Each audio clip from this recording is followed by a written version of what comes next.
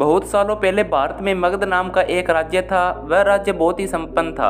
राज्य में एक सोनापुर नाम का गांव था, जहां के लोग अपना सारा काम दिन में किया करते थे। लेकिन रात होते ही सारे लोग अपने घर के अंदर चले जाते और कोई भी रात के समय अपने घरों से बाहर नहीं निकलता था। लोग ऐसा बस एक ही कारण से किया करते थे, वह था उंगलीमाल। उंगलीमाल बहुत ही खतरनाक डाकू था, जो लोगों को लूटकर मार देता था। वह लोगों के बीच डर बनाए रखने के लिए मारे हुए लोगों की उंगलियां काटकर उसकी माला बनाकर पहनता था। उंगलीमाल मगध के एक गुफा में रहता था। वह जिस जंगल की गुफा में रहता था, लोग वहां से गुजरने से डरते थे, क्योंकि सबको उंगलीमाल से बहुत डर लगता था। एक दिन गौतम बुद्ध सोनापुर गांव से गुजर रहे थे कि तभी उन्होंने लोगों को चिंतित देखा। लोगों को इस तरह परेशान देखकर गौतम बुद्ध ने उनसे पूछा, क्या बात है, आप सब इतने डरे हुए क्यों हैं? ऐसे में लोगों ने गौतम बुद्ध के सवालों का जवाब दिया। यहाँ एक डाकू उंगलीमाल का बुरा साया है।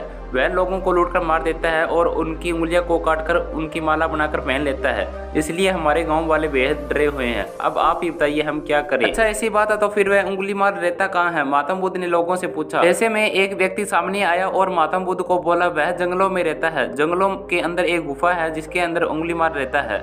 यह सब सुन लेने के बाद गौतम बुद्ध उंगलीमाल से मिलने जंगल की ओर चल पड़े। सोनापुर गांव के लोगों ने उन्हें रोकने की बहुत कोशिश की, लेकिन फिर भी वह नहीं रुके और जंगल की ओर चल पड़े। जैसे ही वह जंगल के पास जा पहुंचे, तब उंगलीमाल अपने गुफा में से निकलकर हाथ में तलवार लिए खड़ा हो गया। गौतम बुद्ध ने उंगलीमाल को अनदेखा किया और आगे बढ़ चले। यह देखकर उंगलीमाल बुद्ध का पीछा करने लगा। पीछा करते करते उंगलीमाल जोर से चिल्लाकर बोला, ए सन्यासी, रुक जा। महात्मा बुद्ध ने कहा, मैं तो रुक गया, तुम कब रुकोगे? तुम अपनी यह हिंसा कब बंद करोगे? ऐसे में उंगलीमाल क्रोधित हो गया। फिर उसने गौतम बुद्ध से कहा, सन्यासी, तुम मुझे जानता नहीं है। मैं इस राज्य का सबसे शक्तिशाली मनुष्य हूँ। गौतम बुद्ध ने कहा, मैं नहीं मानता कि तुम एक शक्तिशाली मनुष्य हो। यह सुनकर उंगलीमाल बोला, अच्छा, अगर ऐसी बात है तो तुम ही बताओ कि मैं ऐसा क्या करूं जिससे तुम मानोगे? महात्मा बुद्ध ने कहा, तुम जाओ और उस पेड़ में से 10 पत्तियां तोड़ कर लाओ। महात्मा बुद्ध के कहने पर उंगलीमाल ने वही किया। वह पेड़ के पास गया और उसमें से 10 पत्तियां तोड़ लाया।